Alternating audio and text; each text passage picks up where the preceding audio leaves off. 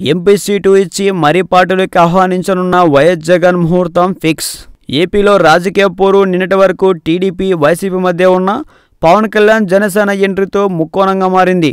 అయితే జనసేన ప్రభావం రాష్ట్రం మొత్తం ఉంటుందా లేదా కొన్ని రాజకీయ వర్గాలకే పరిమితమవుతుందా అని ప్రశ్నించుకుంటే ప్రస్తుతానికి జనసేన ప్రభావం కొన్ని చోట్ల మాత్రమే ఉండే సూచనలు కనిపిస్తున్నాయి. ఇక ఈ వేడి ఎలా ఉంటే గతంలో కాంగ్రెస్లో ఓ వెలుగు వెలిగి ఆ పార్టీలోనే ఉన్నవారు, ఆ పార్టీ నుంచి బయటకు వచ్చిన వారు, బహిష్కరణకు గురైన వారు ఇంకా రాజకీయ ఉద్యోగాలు చూసుకోలేదు. ఇక వచ్చే ఎన్నికలకు మరో 2 ఏళ్ల టైం కూడా లేని ఈవేళ ఇప్పుడు వారంతా తిరిగి యాక్టివ్ అయ్యేందుకు ప్రయత్నాలు చేస్తున్నారు. ఈ క్రమంలోనే ఉత్తరాంధ్రలోని అనకాపల్లి మాజీ ఎంపీ సుబ్బమహరి టీడీపీలో చేరేందుకు ప్రయత్నాలు జరుగుతున్నట్లు వార్తలు వస్తుండగానే ఇప్పుడు మరో మాజీ ఎంపీ సైతం పొలిటికల్ రీ ఎంట్రీ ఇచ్చేందుకు రెడీ అవుతున్నారని తెలుస్తుంది. అయితే ఆయన ఓ రాజకీయ నాయకుడే కాదు, అపర రాజకీయ మేధావి కూడా. ఆయన ఎవరో కాదు, రాజమండ్రి మాజీ ఎంపీ ఉండవల్లి అరుణ్ కుమార్. టీడీపీ అన్న, చంద్రబాబు అన్న పాయింట్లు లాగి మరీ విమర్శలు చేసే ఉండవల్లి ఛాన్స్ దొరికితే చాలు చంద్రబాబుని ఏకిపడేస్తుంటారు.